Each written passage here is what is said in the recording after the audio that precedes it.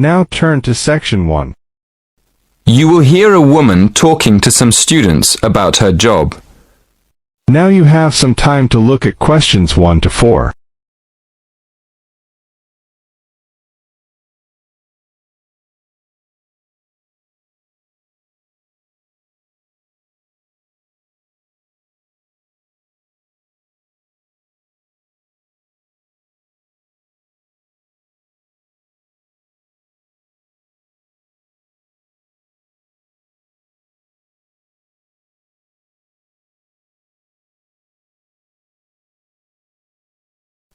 Listen carefully and answer questions 1 to 4. Hello everyone. Thank you for inviting me to give a talk in this series of employment lectures. I'm here this evening to tell you about my job. I'm going to tell you what I like about it, what I don't like about it, and what I hope to do in the future. Okay, well, I'm a police officer. I've been in the police for just over 5 years, and part of my job is to give talks to students about police work. People often ask why I joined the police, so maybe I'll start there. I've always been interested in law and order, so I went to study law at university. But when I got there, I realised that I was more interested in the practical side of law than the theory. So I applied to work with the police force in my spare time. Then, as soon as I graduated, I was accepted for training. Before you hear the rest of the conversation, you have some time to look at questions 5 to 10.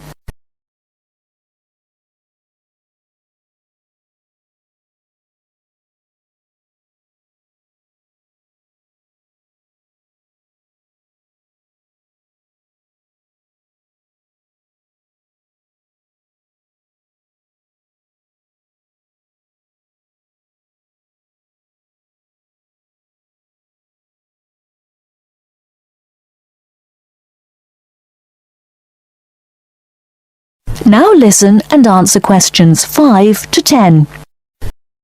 As you know, our job is to protect the public from criminals and defend the law. So obviously, the police force has to work every day of the week, day and night. This means we're often at work when everyone else is relaxing with friends and family, and we can't always be around for special occasions like birthdays and New Year's Eve. On top of that, we have a lot of extra work at weekends, especially when there's a football match and the fans are out celebrating. So, our working hours are one disadvantage of police work. A lot of the time we have to work with the public to avoid problems, and we get special training for that. But we can't always prevent trouble. So, another disadvantage of the job is the danger.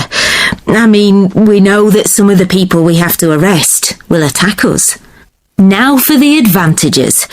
Well, one of the advantages is that police work is well paid. As I've said, it's a difficult job, and police officers work hard for their pay. But there are many more advantages. For example, sometimes the work's fun, especially when we have to protect famous people from their own fans. I've met quite a lot of celebrities in my job, and I must say I enjoy seeing them close up and finding out what they're really like as people. But for me, the biggest advantage is the job satisfaction. Speaking for myself, I would say I get the most job satisfaction when I help someone, or solve a problem in a community. And in the future, I'd like to train to be a detective. I think I'd be good at that. That is the end of part 1. You now have half a minute to check your answers.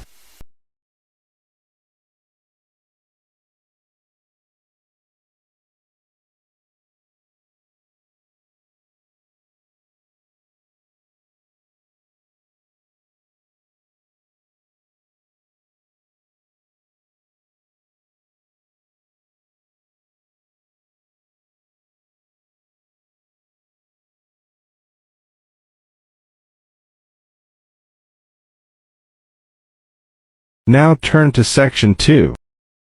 Section 2. You are going to hear a tutor talking to a group of philosophy students. First, look at questions 11 to 13.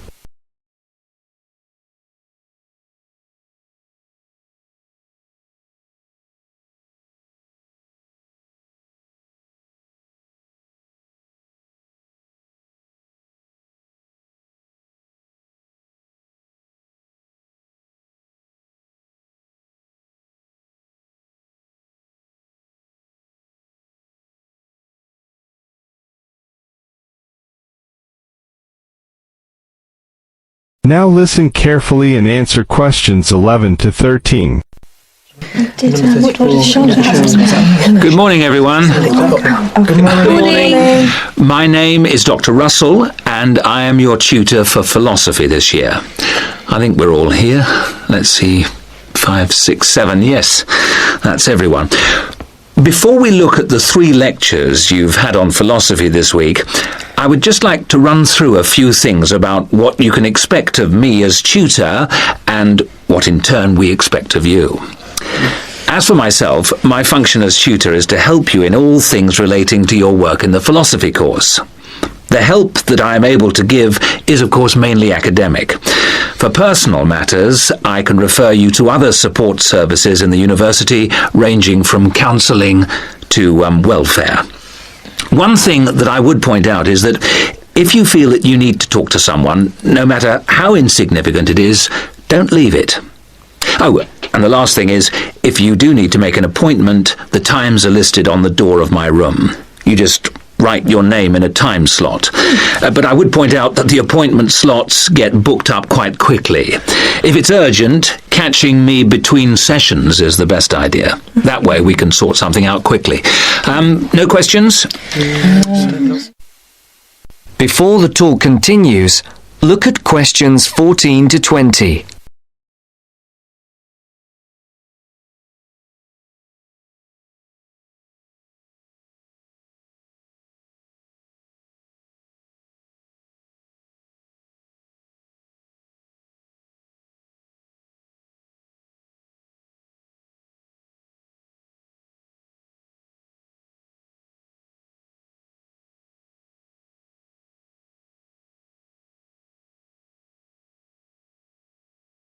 As you listen to the second part of the talk, answer the questions 14 to 20. Okay. As regards you as students, the tutorials are voluntary. You're not obliged to attend, but you are encouraged to do so. Last year, for the first time, a register was kept of students attending lectures, and this year tutors are being asked to keep a register of tutorial attendance. This is not a formal register, and not all tutors will be doing it, but in the philosophy department, all of us have chosen to keep registers. Another point that's being emphasised this year is punctuality. When we did exit questionnaires, we found that people arriving late for tutorials and lectures was the single most annoying thing for the majority of students. I would therefore ask you to try to be on time for the tutorials, and for all your other classes for that matter.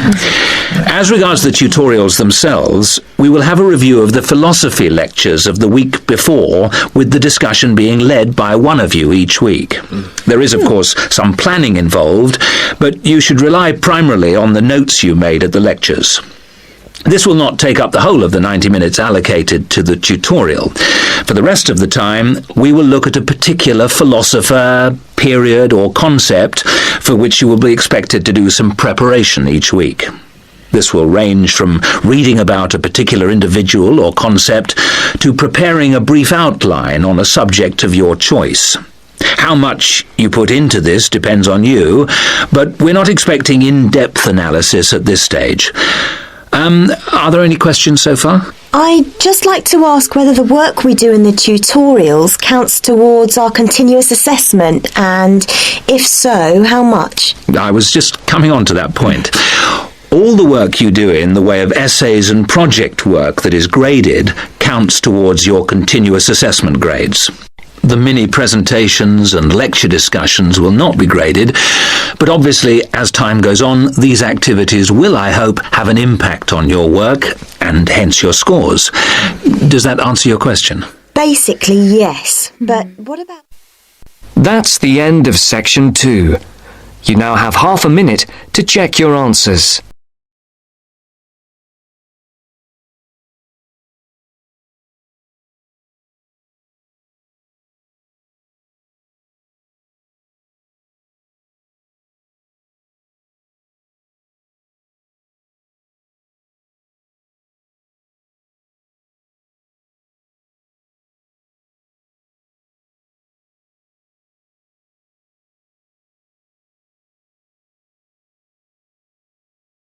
Now turns to part 3. Part 3. You will hear a conversation between a tutor and two students, Amanda and Jake. First, you have some time to look at questions 21 to 25.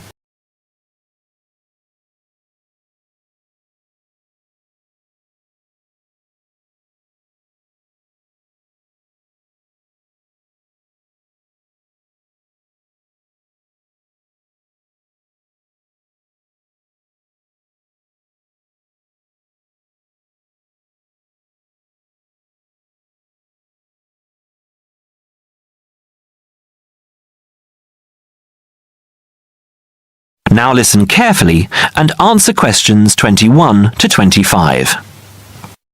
So, Jake and Amanda, how did the project go? Very well, I think, Dr. Hinton. I certainly learned a lot and enjoyed myself at the same time. Me too. So, remind me, what was your project about? Basically, what makes successful people? Let's call them top achievers successful. Yes, how are they different from us? What do they do that other less successful people don't do? Interesting. And did you come to any conclusions? Quite a few, actually. Good. Share some with me then. Well, I'd always thought that a top achiever would be the sort of person who would bring work home every night and slave over it. But it appears not. Those types tend to peak early and then go into decline. They become addicted to work itself, with much less concern for results. We found that high achievers were certainly ready to work hard, but within strict limits. They knew how to relax, could leave their work at the office, prized close friends and family life, and spent a healthy amount of time with their children and friends. There's a lesson for us all there. Anyway, go on. It's also very important to choose a career which you enjoy, not just one that pays well or which assures you of a pension many years down the line. Surely that's important though, Amanda. Yes, I agree, but being happy in your work is far more important than anything else. Top achievers spend over 2/3 of their working hours on doing work they truly prefer and only 1/3 on disliked chores. They want internal satisfaction, not just external rewards such as pay rises and promotions. Before you hear the rest of the conversation, you have some time to look at questions 26 to 30.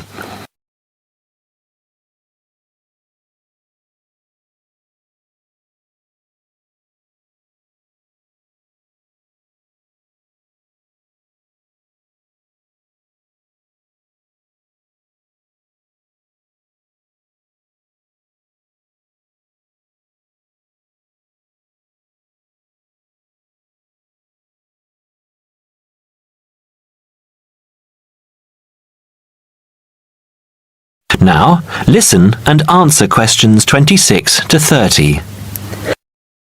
Actually, in the end, they often have both, because they enjoy what they are doing, so their work is better and their rewards higher. Yes, Jake, that certainly makes sense. Now, can I ask you something? Do high achievers, as you call them, take many risks? Yes and no. I interviewed one business executive who told me he was able to take risks because he carefully considered how he could salvage a situation if it all went wrong. He imagined the worst that could happen, and if he could live with that, he went ahead. If not, he didn't take the chance. Other people prefer to stay in what I heard described as the comfort zone setting for security, even if it means settling for mediocrity and boredom too.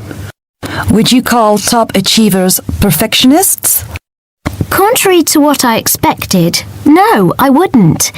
We came to the conclusion that a lot of ambitious and hard-working people are so obsessed with perfection that they actually turn out very little work. I happen to know a university teacher, a friend of my mother's, who has spent over 10 years preparing a study about a playwright. She is so worried that she has missed something, she still hasn't sent the manuscript to a publisher. Meanwhile, the playwright, who was at the height of his fame when the project began, has faded from public view. The woman's study, even if finally published, will interest few people. So, what has this got to do with top achievers? Well, top achievers are almost always free of the compulsion to be perfect. They don't think of their mistakes as failures. Instead, they learn from them, so they can do better next time. Well, would you call them competitive? High performers focus more on bettering their own previous efforts than on beating competitors. In fact, we came to the conclusion that worrying too much about competitors' abilities and possible superiority can be self-defeating. Yes, and we found that top achievers tend to be team players rather than loners. They recognise that groups can solve certain complicated problems better than individuals and are eager to let other people do part of the work. Yes, loners, who are often over-concerned about rivals, can't delegate important work or decision-making. Their performance is limited because they must do everything themselves. Well, it looks as if you two have done a thorough job and learned something into the bargain too. Now, there are just a couple of points I'd like to clarify with you. That is the end of part 3. You now have half a minute to check your answers.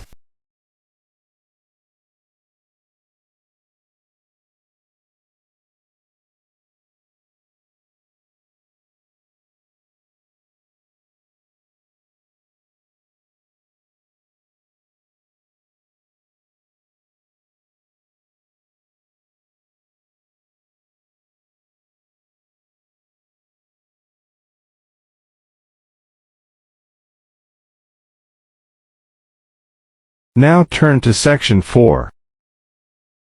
Section 4. You will hear a media studies tutor giving a lecture about news sources.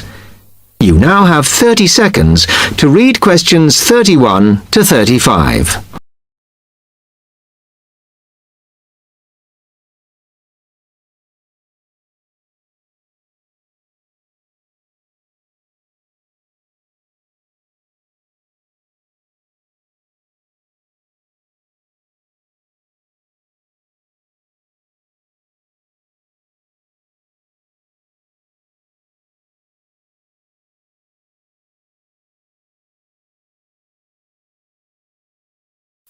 Now listen carefully and answer questions 31 to 35.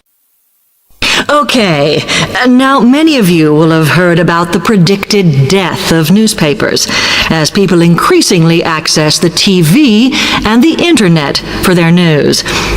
Today, I want to look at the USA, which has very advanced news sources, to see if this is actually true.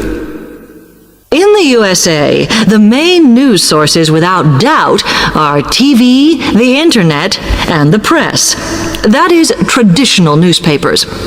And although they are each surviving and growing, they are also changing.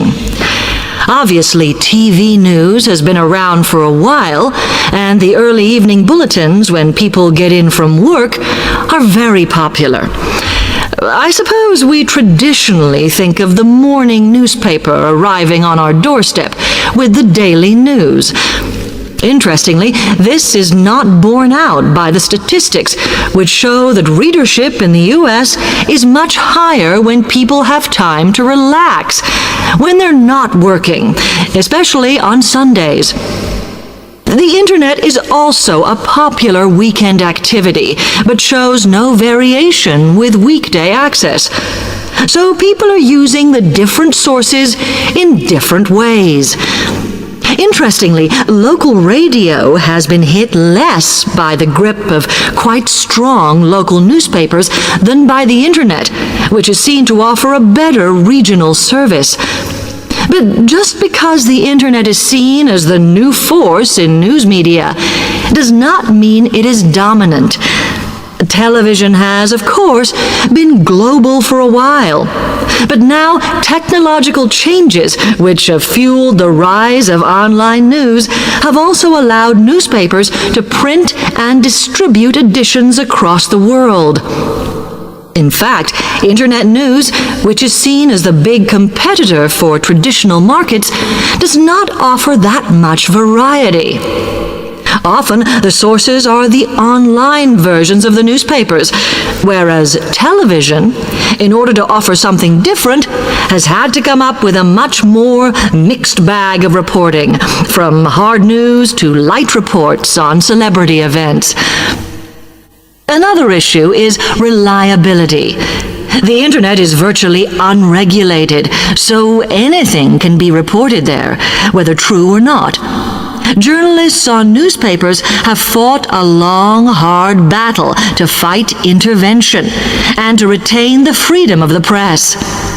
Television, however, is seen as critical to political power and has become subject to harsh controls about what it can or cannot say. You now have 30 seconds to read questions 36 to 40.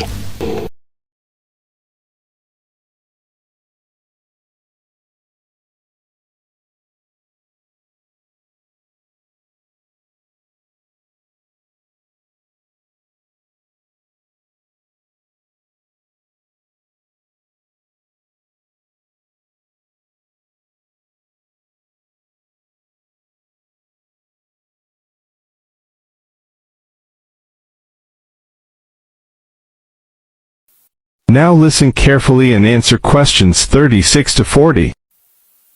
Now, one very critical factor in keeping newspapers alive and well in the USA has been their approach to advertising. Obviously, newspapers are heavily dependent on advertising revenue, and they have become more and more imaginative in what they offer, in order to make sure that advertisers use them and not other news sources. This has meant that, contrary to popular belief, newspapers now have a significantly higher profit margin than the rest of American industry. So, how have they managed to raise advertising revenue in this way? Well, they have put a lot of effort into developing and maintaining a very strong association with the retail trade. And they've come up with a winner. A critical tool in their sales plan has been suggesting that the adverts they run can have vouchers. This has been enormously effective because they have found that not only do more people buy the paper to get the discounts, but also that this inevitably means much higher sales for the clients who advertised. As well as doing this, the newspapers have also introduced aggressive sales campaigns over the last few years. This has resulted in a significant and continuing rise in the number of advertisers prepared to pay the extra for full-page ads. So, what I would like to move on to... That is the end of section 4. You now have half a minute to check your answers.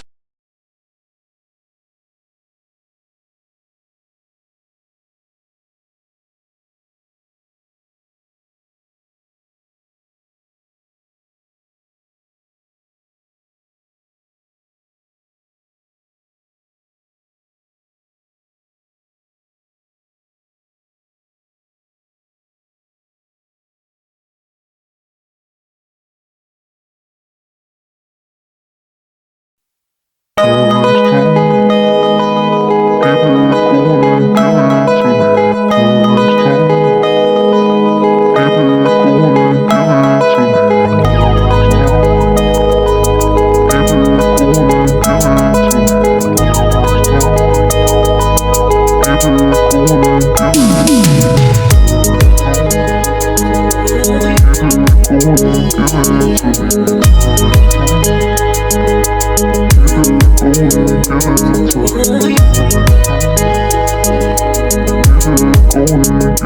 it to me.